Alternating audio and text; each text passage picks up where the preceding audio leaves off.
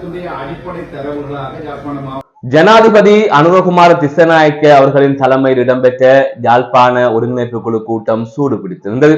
அதிலே அர்ச்சுனா அவர்கள் பல விடயங்களை பேசியிருந்தார். பலரும் பல விடயங்களை அந்த கூட்டத்திலே பேசியிருந்தார்கள். ஒரு ஆரோக்கியமான ஒரு கூட்டமாக அந்த கூட்டம் அமைந்திருந்ததாக பலரும் கருத்துக்களை தெரிவித்து வருகிறார்கள். அர்ச்சுனா ராமநாதன் அவர்கள் வழக்கம் போல அதிரடியாக பேசியிருந்தார். அப்போது அனுரகுமார் திஸ்ஸநாயக்க அவர்கள் திடீரென்று அவரது பேச்சை இடைநிறுத்தி அதற்கு விளக்கம் அளித்திருந்தார்.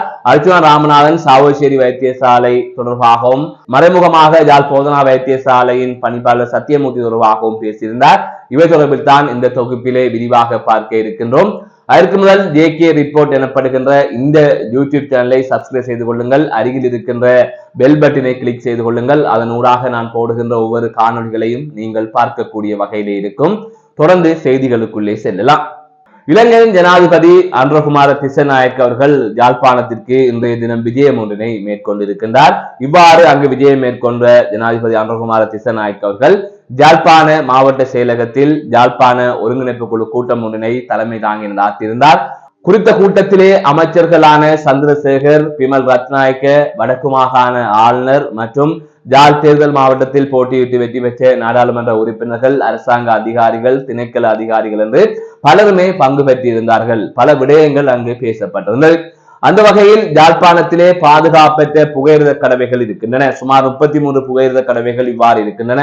அவற்றையெல்லாம் பாதுகாப்பான புகையிரத கடவையாக மாற்ற வேண்டும். பேருந்து வசதிகள் இல்லாமல் பல இடங்கள் இருக்கின்றன. அவ்வாறான இடங்களில் பேருந்து சேவைகள் ஆரம்பிக்கப்பட வேண்டும். அதை தவிர வீதி சமிக்ஞைகள் இல்லாமல் இருக்கின்றது, வீதி விளக்குகள் இல்லாமல் இருக்கின்றது. இதனால் யாழ்ப்பாணத்திலே பல விபத்துக்கள் இடம்பெறுகின்றன என்பது தொடர்பாக எல்லாம் அந்த கூட்டத்திலே சுட்டிக்காட்டப்பட்டிருந்தது. இவை தொடர்பாக பேசப்பட்டிருந்தது. அதனை தாண்டி பல விடயங்கள் தொடர்பாக பேசப்பட்டது. இவ்வாறு யாழ்ப்பாண மாவட்ட செயலகத்தில் ஒருங்கிணைப்பு குழு கூட்டம் இடம்பெற்றுக் கொண்டிருக்கின்ற போது மறு திசையிலே ஒரு போராட்டம் ஒன்று முன்னெடுக்கப்பட்டுக் கொண்டிருந்தது. வடக்கு மாகாண வேலை இல்லாத பட்டதாரிகள் சங்கத்தினால் அந்த போராட்டம் முன்னெடுக்கப்பட்டது. அப்போது எங்களுக்கு அரசு வேலை வழங்கப்பட வேண்டும் என்று பதாதைகளை ஏந்தியும் அதேவேளை கோஷங்களை எழுப்பியும் அவர்கள் இவ்வாறு கவன ஈர்ப்பு போராட்டத்தை மேற்கொண்டிருந்தார்கள். அந்த சந்தர்ப்பத்தில் போலீசார் அவர்களை கட்டுப்படுத்துவதற்கான நடவடிக்கைகளை மேற்கொண்டதாக செய்திகள் வெளியாகி இருந்தது.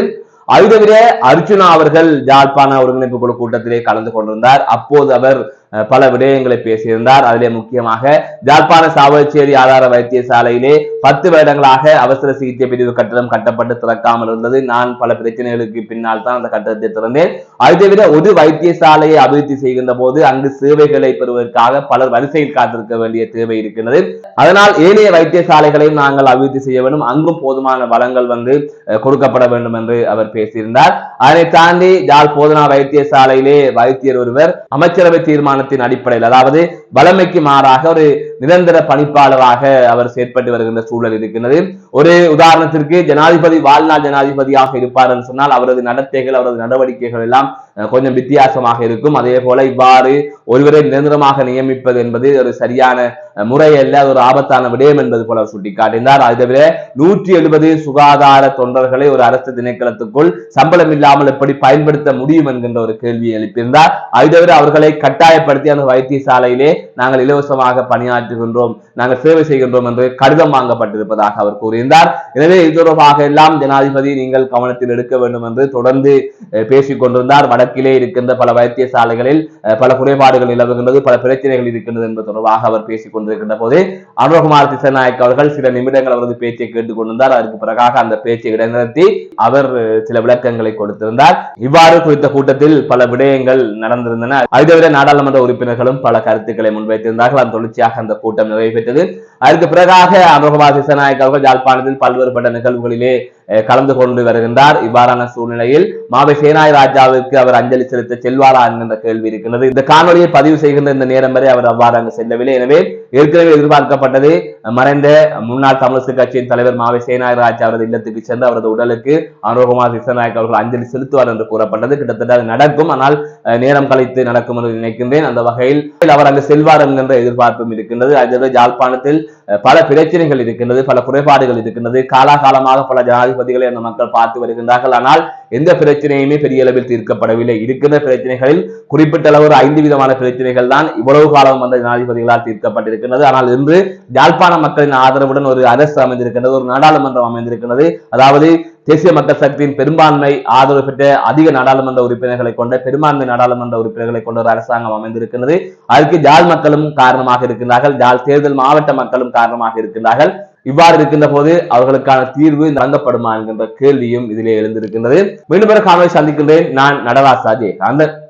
இன்றைய இந்த யாழ்ப்பாண வருகை தந்திருக்கின்ற இலங்கை ஜனநாயக சோசலிச குடியரசுடைய அதிமேதகு ஜனாதிபதி அனுரகுமார திசாநாயக்க அமைச்சர்களையும் கௌரவ ஆளுநர் அவர்களையும் அரசாங்க உத்தியோகர்களையும் வரவேற்றுக் கொண்டு சேலம் முறை நாங்கள் நடத்தி இருக்கின்றோம். அதன் அடிப்படையிலே இந்த யாழ்ப்பாண மாவட்டத்திலே கிளீன் ஸ்ரீலங்கா திட்டத்தினை நடைமுறைப்படுத்துவதற்கு நாங்கள் தயார்படுத்தப்பட்டோம். யாழ்ப்பாணம் மாவட்டத்தினுடைய அடிப்படை தரவுகளாக யாழ்ப்பாண மாவட்டத்திலே 15 பிரதேச செயலாளர் பிரிவுகள் காணப்படுகின்றன. கிராம அலுவலக பிரிவுகள் மொத்த சனத்தொகை 2,11,820 குடும்பங்களைச் சேர்ந்த 6,33,167.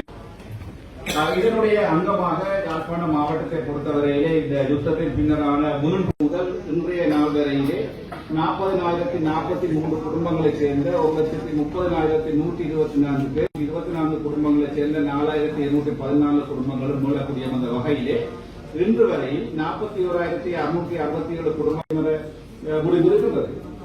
இதே வேளையிலே இன்னும் எங்களுடைய மாவட்டத்திலே மீளக்குடியமர குடும்பங்களைச் சேர்ந்த 4,533 பேர் மீளக்குடியமர வேண்டியவர்களாக இருக்கின்றார்கள். உயர் பாதுகாப்பு வலய பகுதியிலே காணிகளை கொண்டவர்களாக காணப்படுகிறார்கள். இது எங்களுடைய இந்த உயர் பாதுகாப்பு வலயம் தொடர்பாக எங்களுடைய இந்த முன்னிலையிலே நாங்கள் இதிலே ஏற்கனவே எங்களுடைய மாவட்டத்திலே மீளக்குடியவர்களுக்காக விவசாய தேவைகளுக்காக மட்டும் அனுமதிக்கப்பட்ட பிரதேசமாக இருக்கின்றது.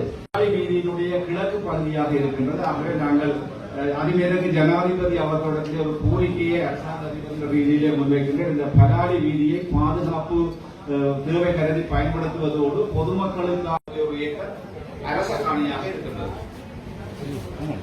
விமானப்பட தளத்தினுடைய காணி விவரம் தொடர்பாக இது 1,987 ஏக்கர் காணி விமானப்படை தளம் தொடர்பாக